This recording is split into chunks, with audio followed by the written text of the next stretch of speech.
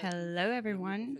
Welcome to our second edition of Headless Experience Conf. We're delighted and very happy to see you again and spend another morning together. So we're saying another morning together because in the first edition took place a while ago. You can check all the videos on the website, YouTube channel of Kaliop for those who have missed it out. And I see that some of you may be wondering, what is Headless Experience Conf? So I'll try explaining it in a few words. We'll be passing our morning together.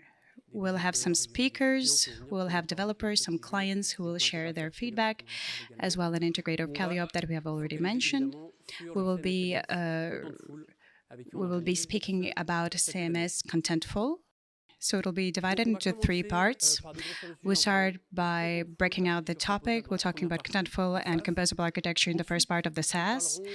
Then we'll be talking about more concrete experience, where we'll be talking about some client cases that have used the solution Contentful. And then we as well have developers here who will share their practices and their use around Contentful. So without further ado, let's start our first part.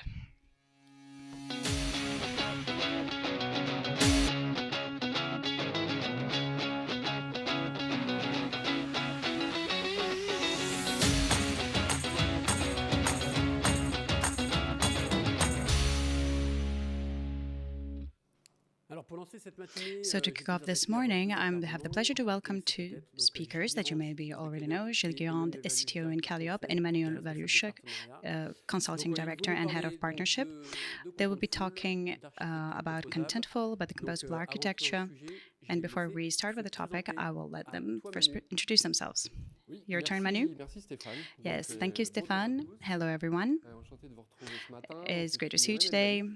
I'm Emmanuel Valluche. I'm the Consulting Director in Kaliop and Head of Partnerships here, with 25 years of experience in digital technologies, and I bring an interest of transforming businesses and in CMSs. But before we start, before we go into the heart of the debate, I suggest a quick presentation of Kaliop. So to tell you that Kaliop is the organizer of this morning's event. Our work concerns in designing, deploying platforms with strong business focus with the aim of creating values. We're working now with the major actors of the digital market that have real ambitions in these ecosystems, real ambitions in terms of business, which leads us to a lot of feedback and a lot of benchmarks that enables us to interact with decision makers and the product managers to guide them towards what is going to be the best practice. So I propose that we talk of headless and of composable architecture, which is the topic of our morning session. So what I propose is I'll try to explain in concrete terms, and I prefer we start from another concept, based on another concept, which is called the monolith. So monolith model is actually a concept of developing digital platforms to create a digital platform, but based on one single application that presents one single code base, and that allows, once it's deployed, to dispose the totality of functions that will go from publishing the content and then going through management of content and users. So we'll have a single code base that will allow us to have access to different functionalities. This type of architecture that I've been working with for a while, over 10 years, and it was the first one that was used and that still exists and is still being used and is still pertinent. But despite that, over the last years, we've seen emerge the concept of headless architecture that has allowed us to decouple and to separate the front end, that is the interface that is seen by your clients, by your users, and separating them from the back-end applications, the ones that are used by your clients. This has been done for several reasons. The first one was to allow us to produce front-end applications that will be of high quality, high standard. This as well allows us to publish on different assets and not having to redevelop applications. So there is obviously some interest in the context of digital digital multi-channel systems. So the concept of composable architecture have appeared over last years, and they correspond to what we still use as service-oriented architectures. So we need to say here that in order to be efficient and more evolving and more pertinent, so it would be better to dissociate the functioning and develop each one of them separately with a separate code base and with their own life cycle in order to manage better their evolution. So what is linked between these two architectures is to have a front that will be smoothing your experience and the backend experience, and to orient oneself towards architectures that are more evolving. So now that we have evoked these two major options, we can ask ourselves the question, why head towards headless and composable architectures? So I already mentioned it earlier. The prawns for which we actually advise this type of architecture is the need to propose an experience that is high in quality as well as in its design and performance, and compatibility with other subjects like co-responsibility or accessibility. This allows as well, and it justifies as well, in a complex IT environment where you have already deployed a PIM and DAM, a CRM. This type of composable architecture will get integrated in a more natural manner in this ecosystem. And finally, this type of architecture is particularly suitable for organizations that already have a product organization and an agile organization, and so therefore be able to define a short, medium, long-term roadmap with development cycles in order to meet the needs of the market. So that is what justifies the use of these architectures. So as you can see, it's not only a consideration for the technical side, but as well for the organizational side and the business consideration. However, these types of architectures have obviously a bit of cons, have drawbacks. The first one is the initial investment that can be higher than in the case of a monolithic project. When we're talking about tech, we can find ourselves in managing a certain amount of complexities because there are several applications that have to be maintained all together. And finally, in terms of organization, so this will need a more important, higher level of governance and better organization in data control. So there you have it. This is a very quick overview. Obviously, this may require debates, and there is a lot of literature on it, but these are the main lines, the main points to know that composable headless architecture is very pertinent. Now I'm going to pass the word to Gilles, who will have a more technical focus on this type of architectures. Thank you, Emmanuel, for that introduction, and I'll pick up where you left off to address the new complexities surrounding composability and the new technical challenges that we didn't have before with monoliths, but we do have now. I'm Gilles Guirand. I'm the technical director of Kaliop and co-founder of the company a little over 20 years ago, let's say. In 20 years, maybe even just the first 15 years, like many others, I deployed digital projects on monoliths, Easy Publish, Drupal, WordPress, Magento, and many others. A lot of in the PHP ecosystems at that time. So I'm rather legitimate to make the comparison today with Kaliop because we've been doing this for more than 5 years, these full composable projects. And we've learned to do it, how to do it well. We've learned from our mistakes. We continue to make mistakes. But we've always got to remain humble in this profession because we're in constant renewal and we're always learning. And that allows me to focus on what composable architecture looks like.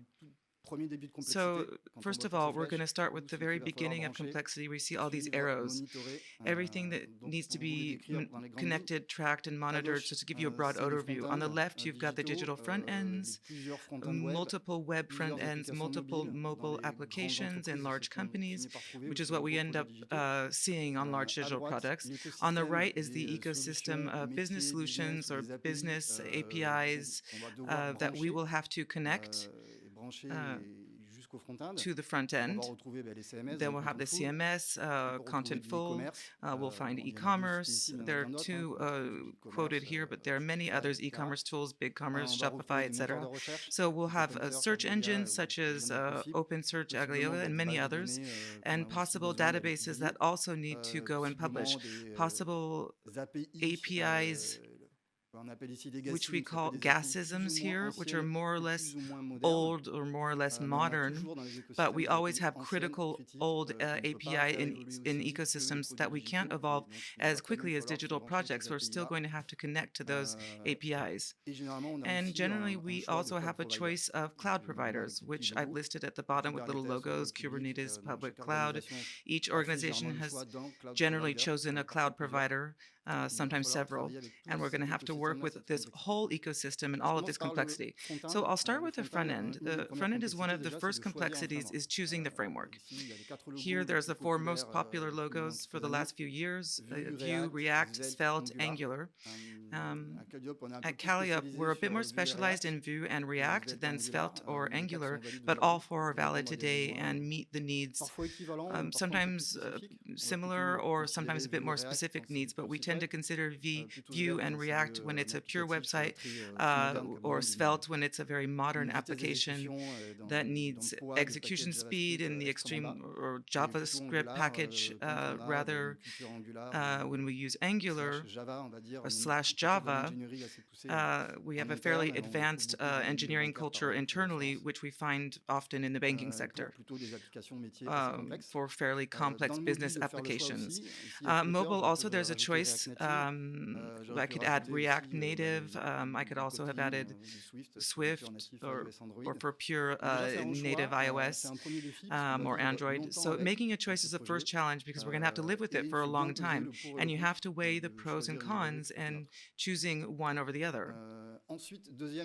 Then another challenge, which is no small matter, but it's specific to the web, is the rendering engine. How are we going to render these pages? In Monolith, we used WordPress, Drupal, Symfony, and we didn't ask ourselves that question. The framework came with one way of rendering pages, often a template. It could be native PHP, Twig, something else, and that transferred the data from our CMS to our APIs into HTML. On the server side, it was rendered to the user directly with a cache in front. We learned about Varnish today. There are many other CDNs that do this very well too. So this is up to the developer to decide how they want to render their pages. Nothing is imposed.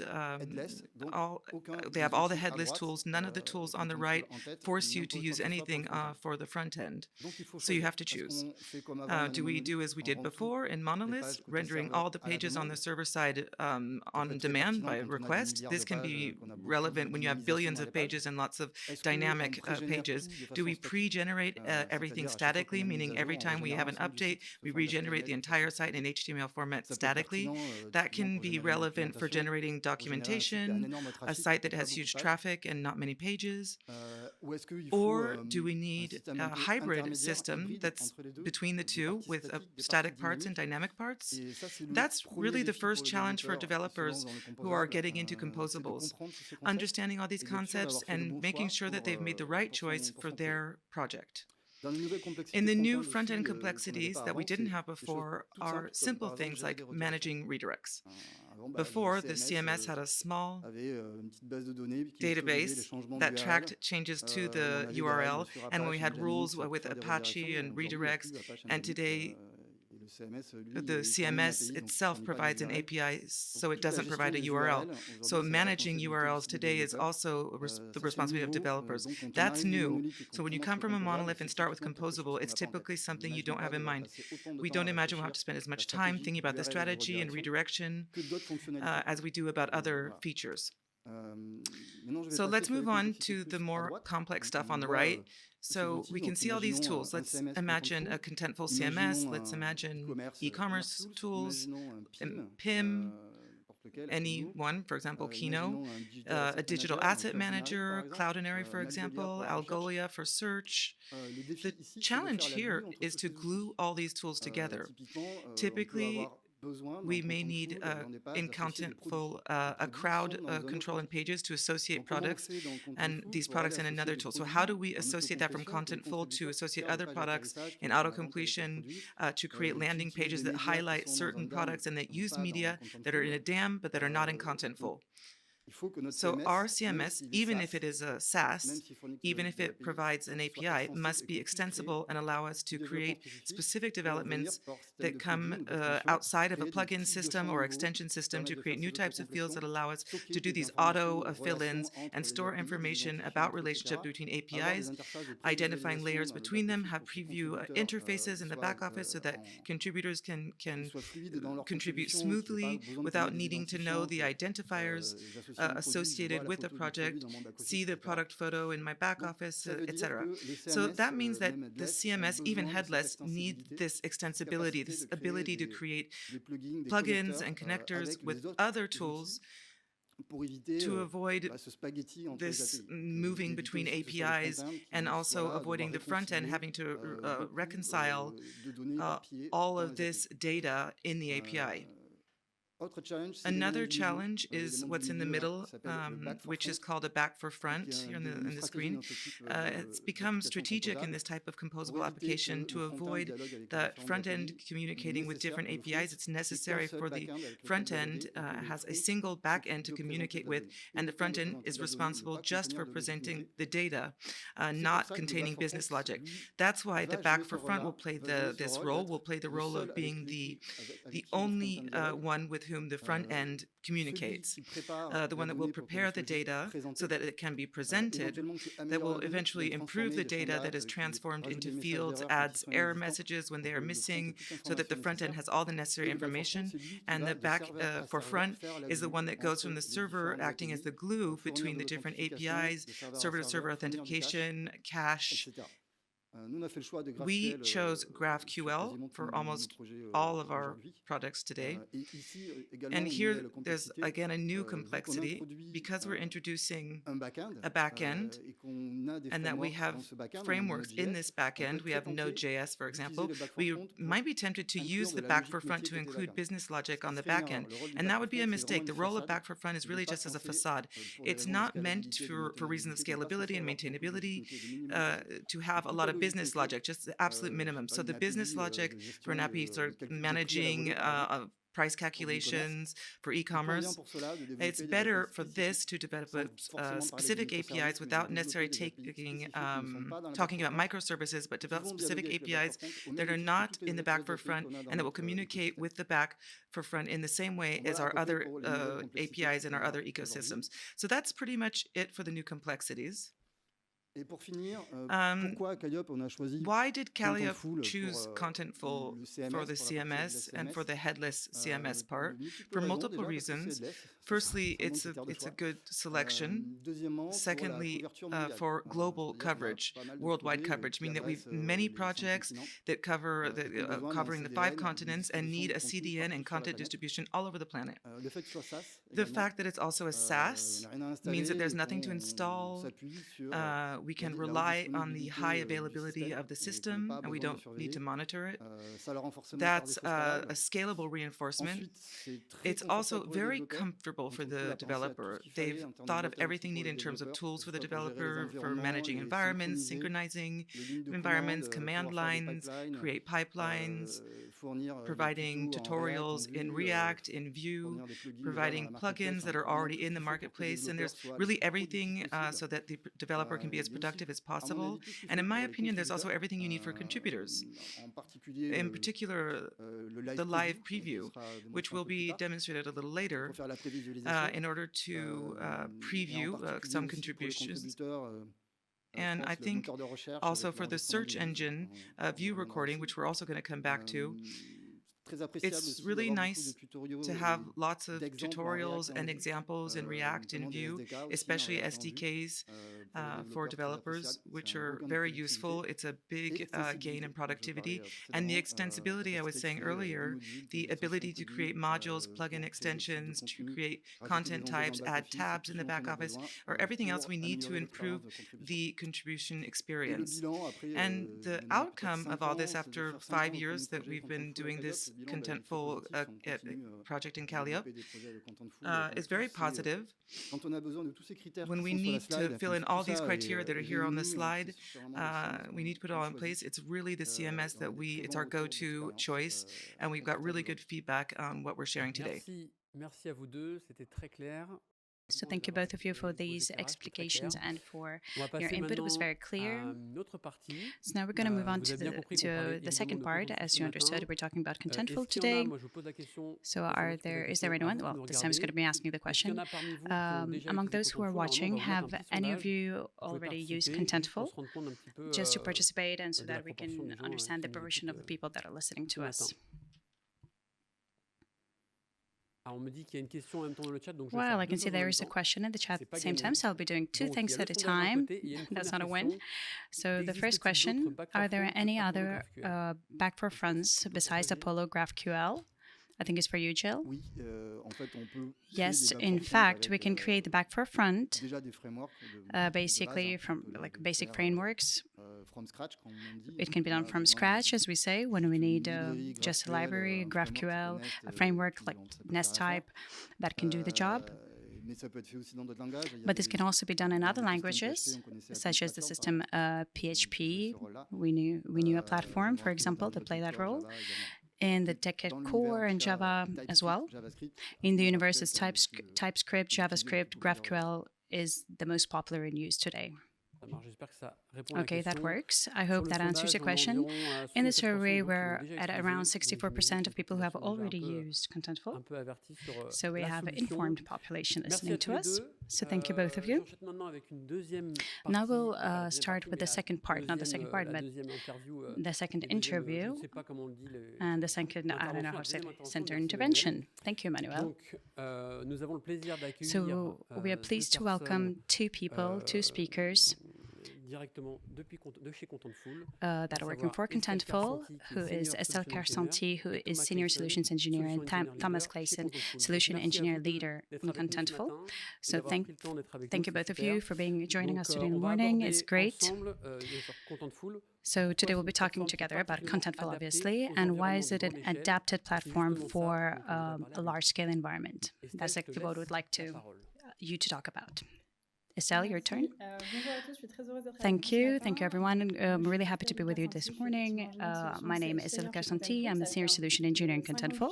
It's been over 5 years that I've been working with them. And what I help to do is translate business needs into technical solutions in different industries that will enable customers to deploy their solutions in a large scale in the context of multi-brands, multi-countries, multi-contexts. And I will hand over to Thomas, who will introduce himself. Yes, hello, I'm Thomas Clayson. I'm the Solutions Engineer Team Manager here in Europe. And I have 15 years of experience in the digital market. I help our clients deliver a cutting-edge, world-leading experience. So I would like to talk a little bit about what we do at Contentful. Contentful is a composable headless experience. So it wants to become the core heart, central hub for everything that you'll be creating, publishing across all your digital experiences, across all your markets and all your brands. We do this by having a comprehensive set of features to create personalized experience, by testing and personalizing those experiences, and publishing them to meet where your customers are. It can be on the mobile or in person or a website. Our platform is modular, fully extensible, and will allow you to connect to all the content sources together. That is your PIM, DAM, etc., to create a consistent user experience across all regions, all customer segments. And lastly, a platform is designed with an AI in its core, allowing you to adapt the new technologies quickly to create content. Next slide, please. So a little distinction between legacy and monolithic CMS platforms. The digital landscape is constantly shifting, and majority of monolithic CMS platforms were designed for a single web page or a single channel. Many brands today are faced with constant chaos and inconsistent workflow and fragmented workflows, inconsistent workflows, and so this slows down the process. These legacy systems create a complex mess of disconnected tools, and every new channel or every new region that you add to the level adds a level of complexity and reduces the ability to adapt at scale. Contentful takes a fundamental different approach. Instead of building separate content silos, we've created a centralized platform that will distribute our content to all channels, markets, and audiences. Our platform values simplicity, allows your teams to focus on creating excellent digital content. Next slide, please. As we enter the era of AI-driven content, legacy systems become a problem in our content system because these solutions are not flexible. They create a lack of extensibility. These legacy solutions conflict are not extensible.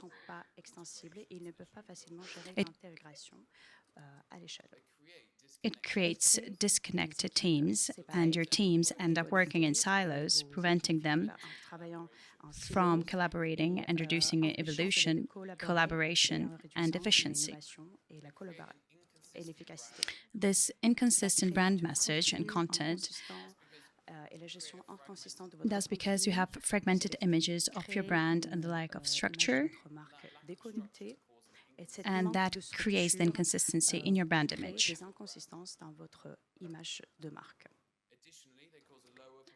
Additionally, they cause lower performance because these legacy systems are usually slow. They will require a lot more effort to continue to work properly. So that just needing to describe and going on, obviously, it's also very difficult to personalize your experience. And we know that personalized performance and we know that personalized experience and personalized content will allow you to gain more audience and more visibility. And more visibility leads to higher income. Next slide, please. So here in Contentful, we try to target areas where we think you can really increase your KPI and where we adapt a comfortable approach to CMS. A composable approach to CMS. So Contentful is really shaping the digital experience to increase capacities. We help companies like DoorDash and Audible to increase their performance, reliability, and faster experiences, and obviously keeping the security and resilience. We help companies like TELUS and Vodafone to deliver their content in multiple channels at the same time and reaching their customers no matter where they are. We have KFC and BMW increase their capacity and create more flexibility by delivering a platform that is designed on an API foundation to integrate new technologies and meet every customer's needs. We also have to create captive experience by allowing localization and a tailored experience across every market to target towards their users. And finally, we help design, create operation efficiency that is eliminate repetitive tasks, silos, AI-powered actions, helping them to build out workflow and automation, and allowing them to scale quickly.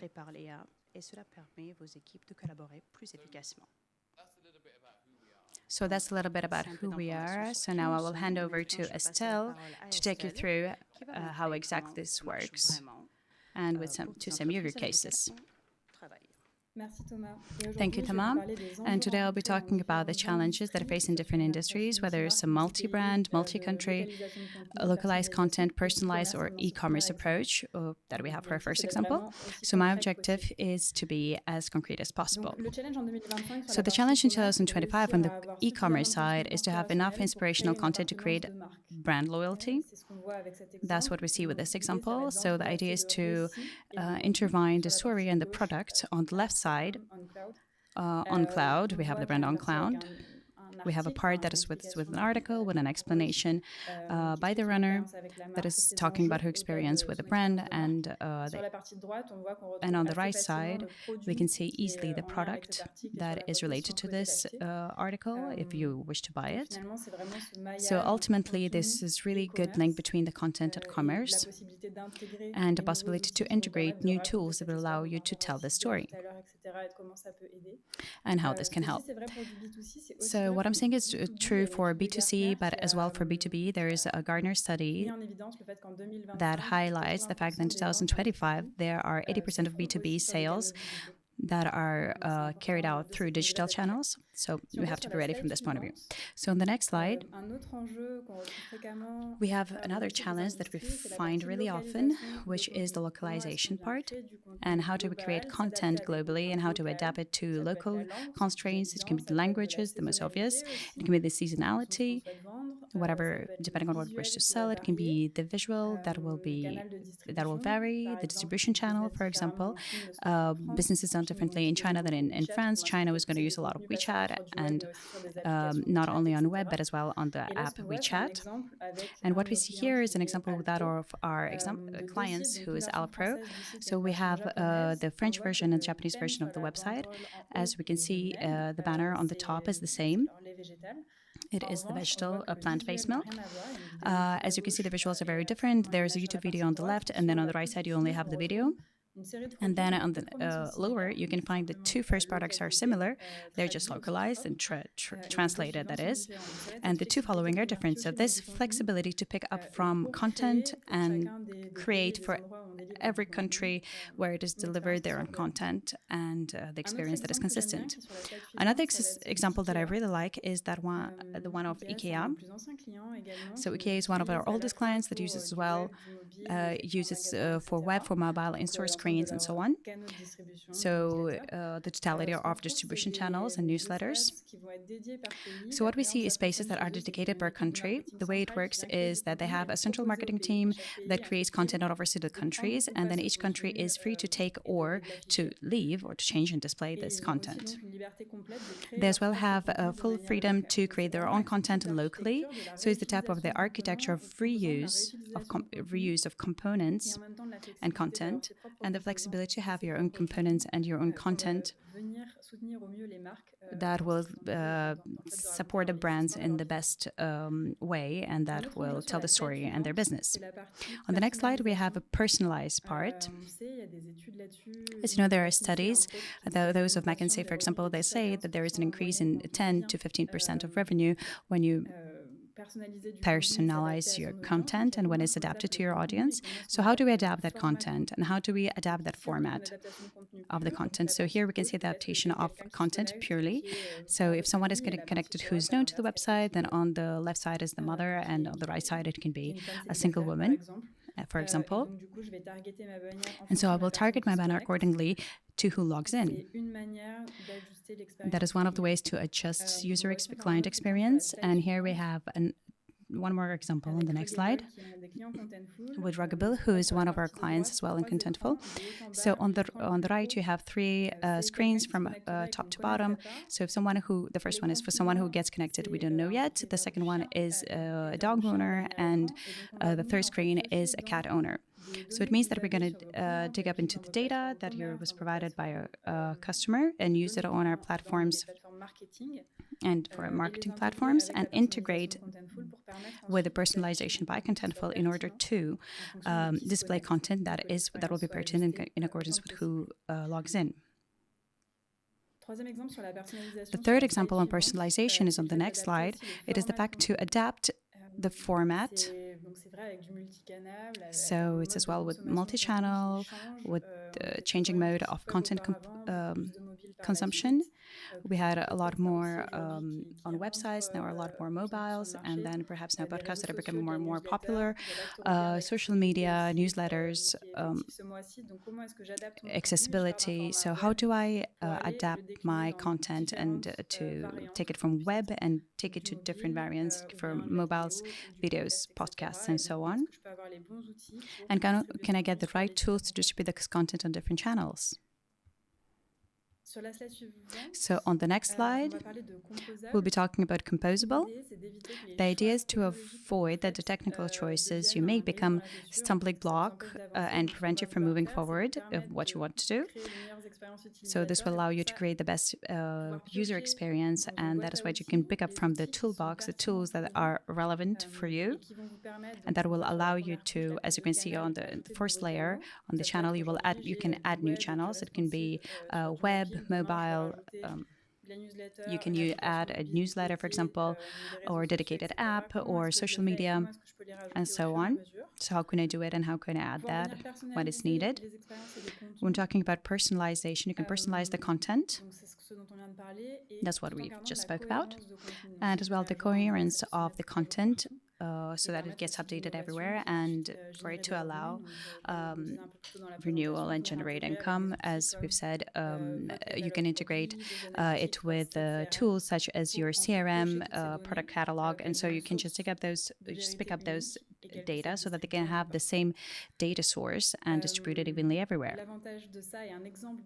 And the advantage of this and the example is the following.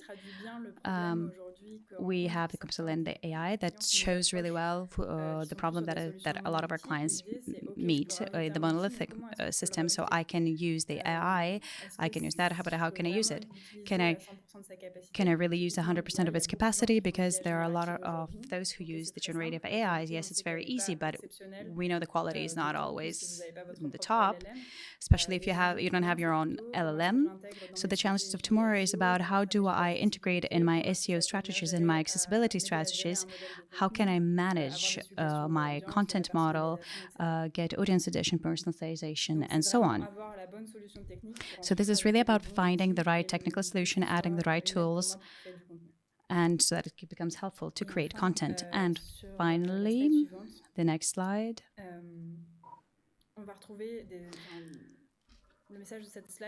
The message of this slide speaks for itself. It is a tool that is really can be really personalized, is customized.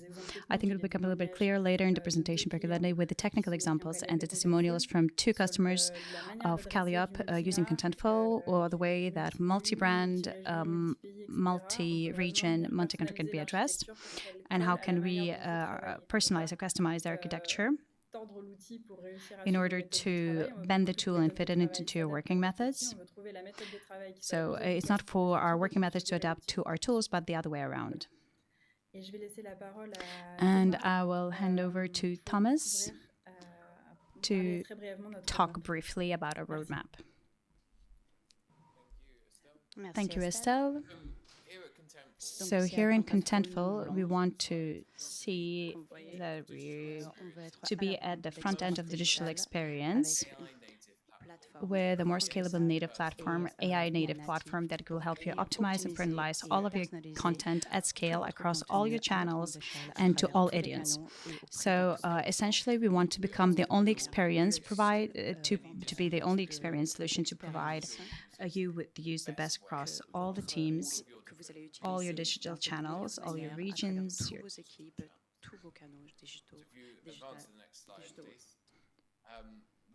Next slide, please. So we are targeting 4 different areas. And we don't have too much time today, so I didn't give you a brief overview. But essentially, we will be we start our roadmap by connecting all of the different components. That means how can you ensure you have accessibility and the ability to integrate all the content from all technologies you have. So with the content of all technologies that you have, how to merge all of that and create a digital experience. When we're thinking about the PIM, the DAM, the product catalog, and the fact that you can connect all of those solutions to AI. So to use all of these tools, and you can increase the rapidity of your content creation and the amount of content that you're actually managing. So next is unifying your experience all together. We're working on different functionalities that will allow you to create the content that can be pushed through all your channels at a single time, a single go. We're already doing it. We are API first, but we're trying to make this this experience as smooth as possible in order to make the content that is creating content all around the world and facilitate the management of that content. And then the third is target and optimize your content.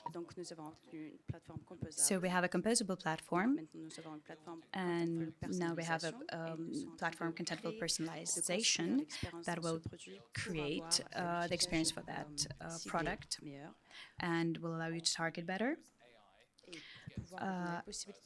and give you the possibility to use the AI for hyper-personalization or even the great individual experience by the users logging to your web. And so we would like to provide more automation possible and ensure that the energy and the effort that you're putting into the creation of your content is minimum. And in order to give you the key to create more content and reach out to the bigger number of clients. So with AI content, that's what we try to do. So we give you the tools to create content, manage content, with less procedures relating to confirmation and publication. So this exists already on our platform, but we're working further on in order to give you more access to these tools. There is a very exciting product that's coming out soon in Contentful. I cannot say more. I already took a lot of time, so now I'm handing over to the studio. And thank you, everyone. Thank you, Estelle. Thank you, Thomas, for that presentation. It was really interesting. Thank you for joining us remotely and spending this time with us. Thank you very much. We're going to move on to the second part of this morning. We'll talk about specific customer cases that have deployed Contentful. So let's get started on the second part.